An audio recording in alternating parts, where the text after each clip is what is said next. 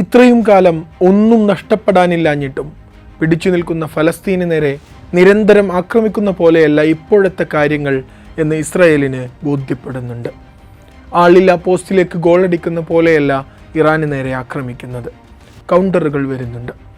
Israel പ്രതിരോധ സംവിധാനങ്ങൾ തകർത്ത് നിരവധി നഗരങ്ങളിൽ ഇറാൻ്റെ ആക്രമണങ്ങൾ ഉണ്ടാകുന്നു. ഇസ്രായേൽ ജനത മുഴുവൻ പലപ്പോഴും ബങ്കറുകളിലേക്ക് ഒളിക്കേണ്ടി വരുന്നു. എങ്ങനെയാണ് ഈ ബങ്കറുകൾ?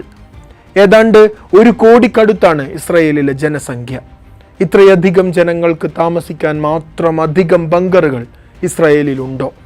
ബോംബിട്ടാൽ തകർക്കാൻ പറ്റാത്ത വിധം ആഴത്തിലും സുരക്ഷിതത്വത്തിലുമുള്ളവയാണോ ഈ ബങ്കറുകൾ?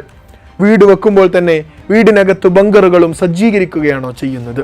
അങ്ങനെയാണെങ്കിൽ ആ നാട്ടിൽ താമസിക്കുന്നവരൊക്കെ എപ്പോഴും ഒരു യുദ്ധം മുന്നിൽ കണ്ട് ജീവിക്കുന്നവരാണോ? നോക്കാം ഇസ്രായേലിലെ ബങ്കറുകൾ. ചെറിയൊരു രാജ്യമാണ് ഇസ്രായേൽ. പക്ഷേ വലിയ വാർത്തകൾ ഉണ്ടാക്കുന്ന അധിനിവേശ രാഷ്ട്രമാണവർ. ഇപ്പോൾ ഇറാനുമായുള്ള സംഘർഷത്തിനിടയിലും നിരന്തരം റോക്കറ്റ് ആക്രമണങ്ങളാണ്, മിസൈൽ ഭീഷണികളാണ്. ഇതിനിടയിൽ അവിടുത്തെ ജനങ്ങൾ എങ്ങനെയാണ് ജീവിക്കുന്നത്? സുരക്ഷാ ഭീഷണിയുണ്ടെന്ന് കണ്ടാൽ ഉടനടി സൈറണുകൾ മുഴങ്ങുന്നു. ജനങ്ങൾ ബങ്കറുകളിലേക്ക് നീങ്ങുന്നു. ആദ്യം എന്താണ് ഈ ബങ്കറുകൾ? ഇസ്രായേലിൽ ബോംബ് ഷെൽട്ടർ എന്നോ അല്ലെങ്കിൽ പ്രൊട്ടക്റ്റഡ് സ്പേസ് എന്നോ അറിയപ്പെടുന്ന പ്രത്യേക നിർമ്മിതികളാണ് ഈ ബങ്കറുകൾ. ഓടി ഒളിക്കാൻ പാകപ്പെടുത്തിയ ഭയത്തിൻ്റെ തടവറകൾ. പ്രധാനമായും മിസൈൽ ആക്രമണം ഉണ്ടാകുമ്പോൾ, റോക്കറ്റുകൾ വന്നാൽ അല്ലെങ്കിൽ രാസജൈവ ആയുധങ്ങൾ പ്രയോഗിക്കപ്പെട്ടാൽ, ബോംബ് വീണാൽ, ഇങ്ങനെയുള്ള സാഹചര്യങ്ങളിൽ നിന്ന് ജനങ്ങളെ സംരക്ഷിക്കാൻ വേണ്ടി നിർമ്മിച്ചവയാണ് ഇവയെല്ലാം. ഏതു നിമിഷവും പേടിച്ചോടാൻ തക്ക സൗകര്യങ്ങൾ ഓരോരുത്തരും ഉണ്ടാക്കി വെച്ചിരിക്കുന്നു. നമ്മൾ പലപ്പോഴും ധരിച്ചു വെച്ച പോലെ ഭൂമിക്കടിയിലേക്ക് നിർമ്മിച്ച ഒളിത്താവളങ്ങൾ മാത്രമല്ല ബങ്കറുകൾ. ചിലതെല്ലാം അവരുടെ വീടുകളിലെ പ്രത്യേകം നിർമ്മിച്ച ഒരു റൂം മാത്രമാണ്. ഇവയെ ഹീബ്രു ഭാഷയിൽ മാമഡ് എന്നാണ് വിളിക്കുന്നത്. മെർച്ചാവ് മുഗാൻ ദിറാത്തി എന്നതിൻ്റെ ചുരുക്കപ്പേരാണ് മമാഡ്. പ്രൊട്ടക്റ്റഡ് റെസിഡൻഷ്യൽ സ്പേസ് എന്നാണ് ഇതിൻ്റെ അർത്ഥം. ഇസ്രായേലിലെ ഓരോ വീടുകളിലും ഇങ്ങനെയുള്ള മമാഡ് മുറികളുണ്ട്. ഈ മമാഡ് മുറികൾ കനത്ത റീഇൻഫോഴ്സ്ഡ് കോൺക്രീറ്റ് കൊണ്ടാണ് നിർമ്മിച്ചിരിക്കുന്നത്. മതിലുകൾ, മേൽക്കൂര, വാതിലുകൾ എല്ലാം വളരെ ദൃഢമാണ്. ഓരോ വീടുകളിലും കോട്ടകൾ പോലെ ഒരു സ്പേസ് ഉണ്ട് എന്നർത്ഥം. ചില ബങ്കറുകൾ ഭൂമിക്കടിയിലാണ്, മറ്റുള്ളവ വീടുകളിലോ അപ്പാർട്ട്മെൻറ്റുകളിലോ ഉള്ള പ്രത്യേക മുറികളും. ഒരു മമാഡ് മുറിയുടെ വലിപ്പം സാധാരണയായി 9 മുതൽ 12 ചതുരശ്ര മീറ്റർ വരെ ഉണ്ടാകും. ഒരു കുടുംബത്തിന് താൽക്കാലികമായി താമസിക്കാൻ പറ്റുന്ന വിധത്തിലുള്ള ചെറിയൊരു സംവിധാനം. ഒരു മമാഡ് നിർമ്മിക്കുന്നതിന് ഏകദേശം 50,000 മുതൽ 1,00,000 ഷെക്കൽ വരെ ചെലവ് വരും. വീടിൻ്റെ ആകെ നിർമ്മാണ ചെലവിൻ്റെ 5 മുതൽ 10% സാധാരണ ദിനങ്ങളിൽ ഈ മുറി ഒരു ബെഡ്റൂമായോ സ്റ്റഡി റൂമായോ അല്ലെങ്കിൽ ഒരു സ്റ്റോറേജ് റൂമായോ ഒക്കെ ഉപയോഗിക്കാൻ സാധിക്കും. അപ്പാർട്ട്മെൻറ്റ് കെട്ടിടങ്ങളിൽ ഓരോ ഫ്ലാറ്റിനും ഓരോ മൊമഡ് ഉണ്ടാകും. അല്ലെങ്കിൽ ബിൽഡിങ്ങിൻ്റെ ഭൂഗർഭ ഭാഗത്ത് ഒരു വലിയ ഷെൽട്ടർ ഉണ്ടാകും. ചില ആധുനിക ബങ്കറുകളിൽ വായുസഞ്ചാര സംവിധാനവും ഫിൽട്രേഷൻ സിസ്റ്റവും വൈദ്യുതിയും ചിലപ്പോൾ അടിസ്ഥാന ശുചിമുറികളും അടുക്കളയും എല്ലാം ഉണ്ടാകും. പക്ഷേ കോട്ടകളല്ല, ഭയം മൂലം നിർമ്മിച്ചു വെച്ച ജയിലുകളാണിവ. ഇസ്രായേലിൽ ഓരോ വീടും തടവറകളാണ്, ഇപ്പോൾ പേടിച്ചൊളിക്കുന്ന ഒളിത്താവളങ്ങളാണ്. പക്ഷേ ഇവ എല്ലാ വീടുകളിലും എങ്ങനെ വന്നു? അതാണ് ചോദ്യം. 1990കളിൽ തന്നെ ഇസ്രായേൽ സർക്കാർ ഒരു നിയമം കൊണ്ടുവന്നിട്ടുണ്ട്. ഇനി മുതൽ നിർമ്മിക്കുന്ന എല്ലാ പുതിയ കെട്ടിടങ്ങളിലും മാമഡ് നിർമ്മിക്കണമെന്നായിരുന്നു നിയമം. 2010 ശേഷം എല്ലാ പുതിയ വീടുകളിലും ബോംബ് ഷെൽട്ടറുകൾ നിർമ്മിക്കണമെന്നും ഇസ്രായേലിൽ നിയമം വഴി നിർബന്ധമാക്കിയ കാര്യമാണ്. ഈ നിയമം വരുന്നതിന് മുമ്പ് തന്നെ വീടുകൾ നിർമ്മിക്കുമ്പോൾ ഇങ്ങനെയുള്ള മാമഡുകൾ കൂടി നിർമ്മിക്കുന്നത് ഇസ്രായേലിൽ ഒരു പതിവ് രീതിയാണ്. ഇനി ഈ സംവിധാനങ്ങളില്ലാത്ത പഴയ കെട്ടിടങ്ങൾ ഉണ്ടെങ്കിൽ അങ്ങനെയുള്ള കെട്ടിടങ്ങളുള്ള സ്ഥലങ്ങളിൽ സർക്കാർ പബ്ലിക് ഷെൽട്ടറുകളും ബങ്കറുകളും നിർമ്മിച്ചു കൊടുത്തിട്ടുണ്ട്.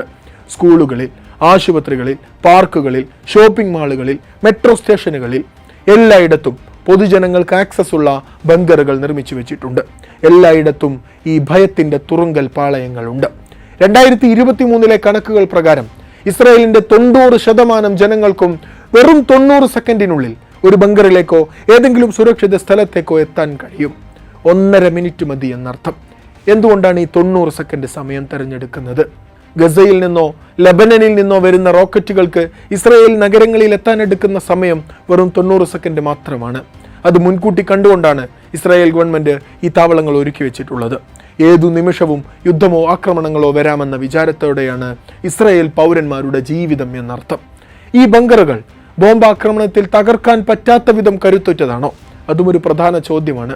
ഇസ്രായേലിലെ മാമഡ് മുറികൾ സാധാരണ ചെറിയ റോക്കറ്റുകളുടെയും മിസൈലുകളുടെയും ആഘാതം താങ്ങാൻ കഴിയുന്നവയാണ് എന്നാണ് കരുതപ്പെടുന്നത്. പക്ഷേ ഹമാസിന്റെ ഖസം റോക്കറ്റുകളോ ഹിസ്ബുള്ളയുടെ കത്യുഷ റോക്കറ്റുകളോ പോലുള്ളവയിൽ നിന്ന് ഈ ബങ്കറുകൾക്ക് സംരക്ഷണം നൽകാൻ കഴിയുമത്രേ. ആ രൂപത്തിലാണ് അത് രൂപകൽപ്പന ചെയ്തിരിക്കുന്നത്. അങ്ങനെയുള്ള പ്രത്യേക ബങ്കറുകൾ പലയിടത്തുമുണ്ട്. പക്ഷേ തകർക്കാൻ പറ്റാത്തവയാണ് എന്നൊന്നും പറയാൻ കഴിയില്ല. ഉദാഹരണത്തിന് ഇറാന്റെ ഫത്തേ പോലുള്ള പ്രിസിഷൻ മിസൈലുകൾ പതിച്ചാൽ, ഹൈപ്പർസോണിക് മിസൈലുകൾ ഉപയോഗിച്ചുള്ള ആക്രമണങ്ങൾ വന്നാൽ ഈ ബങ്കറുകൾ കൊണ്ടൊന്നും കാര്യമുണ്ടാകില്ല. ഉയർന്ന നേതാക്കളെ ഒളിപ്പിക്കാൻ സൈനിക സർക്കാർ ബങ്കറുകൾ വേറെയും എത്രയോ നിർമ്മിച്ചു വെച്ചിട്ടുണ്ട്. അവ ഭൂമിക്കടിയിൽ പലപ്പോഴും 60 മീറ്റർ വരെ ആഴത്തിൽ നിർമ്മിക്കാറുണ്ട് പോലും. ഇതെല്ലാം പറയുമ്പോഴും സംശയം ഇതാണ്: ഇങ്ങനെ ഓരോ വീടുകളിലും ബങ്കറുണ്ടാക്കി ജീവിക്കുന്ന ഇസ്രായേലുകാർ എപ്പോഴും യുദ്ധഭീതിയിലാണോ ജീവിച്ചുകൊണ്ടിരിക്കുന്നത്? ഇസ്രായേലിന്റെ ജനജീവിതം ഒരു പാരഡോക്സ് ആണ്. ഒരു വശത്ത് അവർ സാധാരണ ജീവിതം നയിച്ചുകൊണ്ടിരിക്കുന്നു. കഫേകളിൽ ഇരുന്ന് കാപ്പി കുടിക്കുന്നു, കുട്ടികൾ സ്കൂളിൽ പോകുന്നു, മാർക്കറ്റുകളൊക്കെ ജനനിബിഡമാണ്. പക്ഷേ മറുവശത്ത് സുരക്ഷ എപ്പോഴും എല്ലാവരുടെയും മനസ്സിൻ്റെ അകത്ത് ആശങ്കയായി നിലനിൽക്കുന്നു. ഏതു നിമിഷവും ആരും ആക്രമിക്കപ്പെടാം. റോക്കറ്റ് ആക്രമണത്തിന്റെ മുന്നറിയിപ്പ് നൽകുന്ന സൈറൺ കേൾക്കാം. സൈറൺ വന്ന് 90 സെക്കൻഡുകൾക്കുള്ളിൽ എല്ലാവരും കിട്ടുന്ന ബങ്കറുകളിലേക്ക് ഓടിയിരിക്കണം, ഒളിച്ചിരിക്കണം. സ്കൂളുകളിൽ കുട്ടികൾക്ക് ഇങ്ങനെ ഒളിച്ചിരിക്കാൻ പ്രത്യേക പരിശീലനം സിലബസിൽ തന്നെ നൽകുന്നുണ്ട്. ഇടയ്ക്കിടെ നിരവധി സ്ഥലങ്ങളിൽ മോക്ക് ഡ്രിൽ സംഘടിപ്പിച്ചുകൊണ്ടേയിരിക്കുന്നു. ഇസ്രായേലിലെ ജനങ്ങൾ യുദ്ധവും യുദ്ധഭീതിയും നോർമലൈസ് ചെയ്ത് ജീവിക്കുകയാണ്. 1948 രാജ്യത്തിൻ്റെ രൂപീകരണം മുതൽ ഇസ്രായേൽ തങ്ങളുടെ അധിനിവേശം വർദ്ധിപ്പിക്കാൻ ശ്രമിച്ചുകൊണ്ടേയിരിക്കുകയാണ്. അയൽ രാജ്യങ്ങളെ ആക്രമിച്ചുകൊണ്ടേയിരിക്കുന്നു. അതുണ്ടാക്കുന്ന അരക്ഷിതാവസ്ഥ സ്വാഭാവികമായും ഇസ്രായേൽ ജനത തന്നെയാണ് അനുഭവിക്കേണ്ടതും. ഒരു റെസിലിയൻ സമൂഹമായി അവർ മാറിയിട്ടുണ്ട്. സുരക്ഷാ ആശങ്കകൾ തങ്ങളുടെ സംസ്കാരത്തിൻ്റെ ഭാഗമാണെന്ന് പറഞ്ഞാണ് ഇസ്രായേൽ ഇതിനെ ന്യായീകരിക്കാറുള്ളത്. പക്ഷേ പേടിച്ച് കഴിയുകയാണ് ഇസ്രായേൽ ജനത. അതാണ് യാഥാർത്ഥ്യം. ഇറാനുമായി പ്രശ്നം രൂക്ഷമായ ശേഷം ഇസ്രായേലുകാർക്ക് രാജ്യത്തിൻ്റെ പുറത്തു പോകുന്നത് സർക്കാർ നിരോധിച്ചിട്ടുണ്ട്. അതിപ്പോൾ വീണ്ടും പ്രശ്നമാവുകയാണ്. ഈ കലുഷിത അന്തരീക്ഷത്തിൽ നിന്ന് പുറത്തു കടന്ന് ജീവിക്കാൻ, പുറത്തു പോകാൻ സർക്കാർ സമ്മതിക്കാത്തതുകൊണ്ടാണ്. ഇസ്രായേലിലെ അയൺ ഡോമും ബങ്കറുകളും തങ്ങളെ രക്ഷിക്കുമെന്ന വിശ്വാസം പൗരന്മാർക്കിടയിൽ എത്ര നാൾ നീണ്ടു നിൽക്കാനാണ്? ഒരു രാജ്യമൊന്നാകെ സ്വയമുണ്ടാക്കി വെച്ച ഭയത്തിൻ്റെ തടവറയിൽ എത്ര നാൾ ജീവിക്കാനാണ്? ഓരോ വീടും ജയിലുകളുണ്ടാക്കി അവർ എത്ര നാൾ ജനങ്ങളെ കെട്ടിയിടാനാണ്?